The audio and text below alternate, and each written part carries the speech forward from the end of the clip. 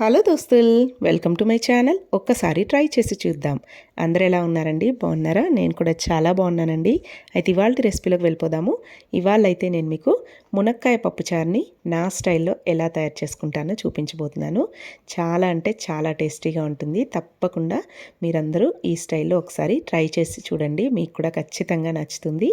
అయితే తయారీ విధానం ఏంటి, కావాల్సిన పదార్థాలు ఏంటో చూసేద్దాము. ముందుగా కందిపప్పునైతే నానబెట్టేసుకోవాలండి. పప్పుని ఒక హాఫ్ అన్ అవర్ పాటైనా నానబెట్టేసుకుంటే మంచిగా ఉడికిపోతుంది మెత్తగా. అలాగే మనకి గ్యాస్ కూడా ఫామ్ కాకుండా ఉంటుందన్నమాట.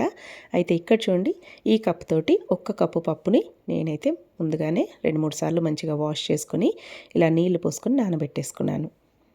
తర్వాత ఒక చిన్న కుక్కర్ స్టవ్ మీద పెట్టేసుకొని అందులోకి 1 టీ స్పూన్ వరకు ధనియాలు, అలాగే 1 టీ స్పూన్ జీలకర్ర, ఒక హాఫ్ టీ స్పూన్ వరకు మెంతులు వేసుకోండి. ఇవన్నీ వేసుకొని డ్రై రోస్ట్ చేసుకోవాలన్నమాట. వీటినైతే దోరగా ఫ్రై చేసుకోవాలి. మరీ ఎక్కువగా మాడకుండా దగ్గరే ఉండి కలుపుకుంటూ ఇలా దోరగా ఫ్రై అయిన తర్వాత ఇందులోకి మనం నానబెట్టి పెట్టుకున్న కందిపప్పునంతా కూడా వేసుకోవాలి. వేసుకొని 1 కప్పు పప్పుకి 3 కప్పుల వరకు వాటర్ని యాడ్ చేసుకోవాలండి. ఇలా 3 కప్స్ వరకు వాటర్ని యాడ్ చేసుకొని ఇందులోకి ఒక పావు టీ స్పూన్ వరకు పసుపుని, అలాగే 1 టీ స్పూన్ వరకు నెయ్యిని అయితే వేస్తున్నానండి నేను. నెయ్యి ఇష్టం లేని వాళ్ళు ఇక్కడ ఆయిల్నైనా కూడా వేసుకోవచ్చు. పప్పు అనేది పొంగకుండా ఉంటుందండి ఇలా నెయ్యి కానీ ఆయిల్ కానీ వేస్తే. ఇంకా 3 విజిల్స్ వచ్చేంత వరకు స్టవ్ని మీడియం ఫ్లేమ్లో పెట్టుకొని ఉడికించుకోవాలి. పప్పు ఉడికేలోపు ఇక్కడ మనము కూరగాయ ముక్కలు అయితే కట్ చేసుకోవాలి. ఇక్కడ చూడండి, నేనైతే 3 మునక్కాయలు తీసుకున్నానండి. అలాగే ఒక 10 వరకు బెండకాయలు తీసుకున్నాను. ఇంకా మీ ఇష్టం, పప్పుచారులో ఏమేమి వేయాలి అనుకుంటున్నారో అవన్నీ వేసుకోవచ్చు. ఉల్లిపాయలు, అలాగే పచ్చిమిర్చి, ఒక 5-6 పచ్చిమిర్చి, ఒక 3 టమాటాలు, ఒక 4-5 రెమ్మల కరివేపాకు కూడా తీసుకోవాలి, ఒక ఉల్లిపాయ. అన్నీ కూడా ఇలా రెడీగా కట్ చేసుకొని పెట్టుకోవాలి. ఇంకా మీ దగ్గర సోరకాయ, ఇవే బాగుంటాయండి. మునక్కాయ, సోరకాయ, ఇంకా టమాటా, ఇవైతేనే పప్పుచారులో రుచిగా అనిపిస్తాయి. ఉంటే కనుక వేసుకోండి, లేకపోతే ఓన్లీ మునక్కాయ వేసుకొని చేసుకున్నా చాలా బాగుంటుంది. ఇప్పుడు స్టవ్ మీద ఒక గిన్నె పెట్టేసుకొని అందులోకి 3 స్పూన్ల వరకు ఆయిల్ని యాడ్ చేసుకోవాలి. ఆయిల్ మంచిగా హీట్ అయిన తర్వాత పోపు దినుసులు వేసుకోవాలి. ఆవాలు, జీలకర్ర, ఒక 2 ఎండుమిర్చిని తుంచుకొని వేసుకోవాలి. అలాగే ఒక 5-6 వెల్లుల్లిపాయలను ఇలా కచ్చా పచ్చాగా దంచుకొని వేసుకోండి. కొంచెం ఫ్రై అయిన తర్వాత ఇందులోకి కట్ చేసి పెట్టుకున్న ఉల్లిపాయలు, పచ్చిమిర్చి, కరివేపాకు అన్నీ వేసుకొని ఇలా కలుపుకుంటూ ఫ్రై చేసుకోవాలి.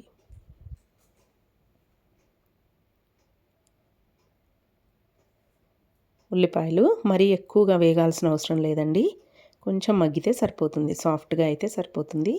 తర్వాత ఇందులోకి మనం కట్ చేసి పెట్టుకున్న బెండకాయలు, మునక్కాయలు యాడ్ చేసుకోవాలి. ముందుగా ఈ 2 అయితే వేసుకొని వీటిని కూడా స్టవ్ని హై ఫ్లేమ్లో పెట్టుకొని ఒక 3 మినిట్స్ పాటు కలుపుకుంటూ ఫ్రై చేసుకున్న తర్వాత మూత పెట్టి ఒక 5 మినిట్స్ పాటు మగ్గించాలండి. కూరగాయ ముక్కలు ఇలా నూనెలో వేగితే రుచి బాగుంటాయండి. పప్పుచారు తినేటప్పుడు కూరగాయ ముక్కలు మంచి టేస్టీగా ఉంటాయన్నమాట. ఇలా ఒక 2-3 మినిట్స్ ఫ్రై చేసుకున్న తర్వాత మూత పెట్టి ఒక 5 మినిట్స్ మగ్గించండి. 5 మినిట్స్ తర్వాత మూత తీసుకొని ఇప్పుడు ఇందులోకి టమాటాలు కూడా యాడ్ చేసుకోవాలి. ఇలా టమాటా ముక్కలు కూడా వేసుకొని అంతా కూడా మంచిగా కలిపేసుకున్న తర్వాత ఇందులోకి ఉప్పు, పసుపు, కారం అన్నీ కూడా ఈ స్టేజ్లోనే యాడ్ చేసుకోవాలి. 1.5 టీ స్పూన్ వరకు ఉప్పు వేస్తున్నానండి. అలాగే ఒక హాఫ్ టీ స్పూన్ వరకు పసుపు, అలాగే ఒక 1 టీ స్పూన్ వరకు కారం అయితే వేసుకోవాలి. కారం ఓన్లీ కలర్ కోసమే వేస్తామండి. పప్పుచారులో మరి ఎర్రగా కారం వేసుకుంటే అస్సలు బాగోదు. పచ్చిమిర్చి ఎక్కువగా వేసుకోవాలి, కారం తక్కువగా వేసుకోవాలి. ఓన్లీ కలర్ కోసమే కారాన్ని యాడ్ చేసుకోవాలి, అప్పుడే పప్పుచారు రుచిగా ఉంటుంది. ఇలా కారం కూడా వేసుకొని ఉప్పు, కారం అంతా కూడా ముక్కలకు మంచిగా పట్టుకునే విధంగా ఇలా బాగా కలిపేసుకొని కొన్ని వాటర్ అయితే యాడ్ చేసుకోవాలండి. ఒక హాఫ్ గ్లాస్ వరకు వాటర్ని యాడ్ చేసుకొని ముక్కలను కొంచెం మగ్గనివ్వాలి. చూడండి అంతా మంచిగా కలిపేసుకున్న తర్వాత ఇప్పుడు ఇందులోకి ఒక హాఫ్ గ్లాస్ వాటర్ని అయితే వేస్తున్నాను. ఇలా వాటర్ వేసుకొని ఒకసారి అంతా బాగా కలిపేసుకొని మూత పెట్టి ఈ ముక్కలు మనకు ఒక 50 to 60% వరకు ఉడికేంత వరకు ఉడికించాలి. స్టవ్ని మీడియం ఫ్లేమ్లో పెట్టుకొని మూత పెట్టుకొని ఉడికించండి. ఈలోపు మనకి ఇక్కడైతే పప్పు బాగా ఉడికిపోయిందండి. 3 విజిల్స్కి పప్పు మెత్తగా ఉడికిపోతుంది. అయితే ఇందులో మనము ధనియాలు, మెంతులు, జీలకర్ర వేసుకున్నాం కాబట్టి నేనైతే ఈ పప్పుని మిక్సీలో వేసుకొని మెత్తగా ఇలా రుబ్బుకున్నాను. ఇక మీ ఇష్టం, మీరు పప్పు గుత్తితో అయినా కూడా మెత్తగా ఇలా రుబ్బేసుకోవచ్చు.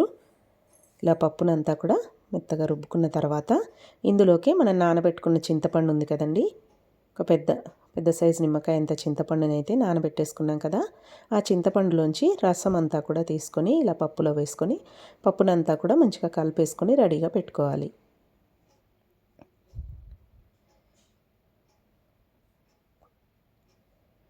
చూడండి, ఒక 5 to 8 మినిట్స్ పాటు ఈ ముక్కలు ఉడికిన తర్వాత ఇంకా మూత తీసుకొని దీంట్లోకి మనము పప్పు చింతపండు రసం రెడీగా పెట్టుకున్నాం కదా, అదంతా కూడా ఇందులోనే పోసుకోవాలి. ఇంకా అదే కుక్కర్లోకి సరిపడినన్ని వాటర్ కూడా యాడ్ చేసుకొని ఇందులోకి పోసుకోవాలి.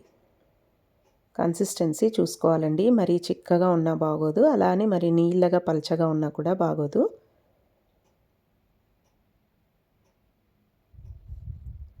వన్ గ్లాస్ వరకు వాటర్ని కూడా వేసుకున్నాను. తర్వాత అంతా కూడా మంచిగా కలిపేసుకొని కన్సిస్టెన్సీని అడ్జస్ట్ చేసుకొని స్టవ్ని మీడియం ఫ్లేమ్లో పెట్టుకొని పప్పుచారుని అయితే బాగా మరగనివ్వాలి. అయితే ఈ స్టేజ్లో ఉప్పు కారం ఒకసారి చూసుకొని ఏదైనా తక్కువగా అనిపిస్తే అడ్జస్ట్ చేసుకోవచ్చు. ఇంకా ఈ పొంగు వస్తుంది చూడండి, ఈ పొంగే రుచి అనమాట పప్పుచారుకి. ఈ పొంగు కనుక పొంగిపోయిందనుకోండి పప్పుచారు అస్సలు రుచిగా అనిపించదు. అందుకే ఇలా పొంగేటప్పుడు దగ్గరే ఉండి చూసుకోవాలి.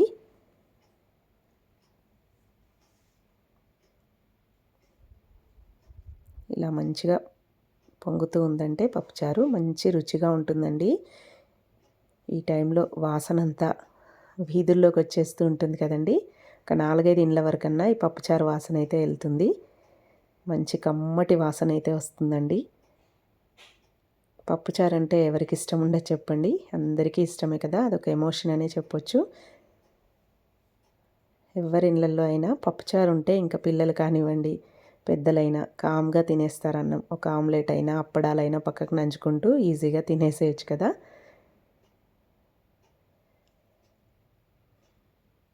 ఇలా స్టవ్ని హైకి లోకి అనుకుంటూ పప్పుచారుని అయితే బాగా మరగనివ్వాలి. ఇలా మరుగుతున్నప్పుడే దీంట్లోకి ఒక పిడికెడు కొత్తిమీరని కూడా కట్ చేసుకొని యాడ్ చేసుకోండి. ఇంకా మన ఫైనల్ ఇంగ్రీడియంట్ వచ్చేసి ఒక 10 to 15 మినిట్స్ పాటు ఈ పప్పుచారుని బాగా మరగనివ్వాలి. తర్వాత లాస్ట్లో ఒక 5-6 వెల్లుల్లిపాయలండి పొట్టు తీసుకొని ఒక రోట్లోకి వేసుకుని అందులోకి ఒక 1/2 టీ స్పూన్ వరకు జీలకర్రను కూడా వేసుకోవాలి. వేసుకొని ఇంకా మెత్తగా ఇలా దంచుకోవాలండి. వెల్లుల్లి జీలకర్ర మెత్తగా మ్యాష్ చేసుకొని ఇంకా పప్పుచారు మనము దించేస్తాము అనే ముందు మాత్రమే ఈ వెల్లుల్లి జీలకర్ర మిశ్రమాన్ని యాడ్ చేసుకోవాలి. ముందుగానే వేస్తే పప్పుచారు బాగా మరుగుతుంది కదండి, ఎక్కువసేపు మరిగితే ఈ స్మెల్ అంతా కూడా పోతుందన్నమాట. అందుకని ఇంకా స్టవ్ ఆఫ్ చేస్తామనే ముందు ఇలా ఎల్లిపాయ జీలకర్ర యాడ్ చేసుకొని అంతా కూడా మంచిగా కలిపేసుకొని ఒక 2 మినిట్స్ అలా ఉంచేసుకొని స్టవ్ ఆఫ్ చేసి మూత పెట్టేసుకుంటే ఈ ఫ్లేవర్ అంతా కూడా పప్పుచారుకి బాగా పట్టుకుంటుంది. చాలా రుచిగా ఉంటుందండి. తప్పకుండా మీరు కూడా ఈ ఇంగ్రీడియంట్ వేసి ఒకసారి ట్రై చేసి చూడండి, మీకు కూడా ఖచ్చితంగా నచ్చుతుంది. ఇంకా ముక్కలు ఉడికాయో లేదో ఒకసారి చెక్ చేసుకోండి. ఒక 15 మినిట్స్ మరిగిన తర్వాత స్టవ్ ఆఫ్ చేసే ముందు ఈ ఎల్లిపాయ జీలకర్ర యాడ్ చేసుకొని స్టవ్ ఆఫ్ చేసి మూత పెట్టేసుకున్నారంటే ఎంతో రుచికరమైన మునక్కాయ పప్పుచారు అయితే రెడీ అయిపోతుంది. తప్పకుండా మీరు కూడా ఒకసారి ఇలా ట్రై చేసి మీకు ఎలా వచ్చింది ఏంటి అనేది అయితే నాకు కామెంట్స్లో తెలియజేయండి. ఇలా కనుక పప్పుచారు చేసుకున్నామంటే 2 రోజులైనా పాడవ్వదు, చాలా రుచిగా ఉంటుంది. ఇంట్లో వాళ్ళందరికీ కూడా ఖచ్చితంగా నచ్చుతుందండి. వైట్ రైస్లోకి బాగుంటుంది, లేదా వడ అలాంటి వాటిలో కూడా చాలా బాగుంటుంది. ట్రై చేసి ఎలా వచ్చిందనేది కమెంట్స్లో తెలియజేయండి. మీకు కనుక నచ్చినట్టయితే మా ఛానల్ సబ్స్క్రైబ్ చేసుకోండి. పక్కనే ఉన్న బెల్ గంటను కూడా కొట్టండి. Thanks for watching. Please subscribe to my channel.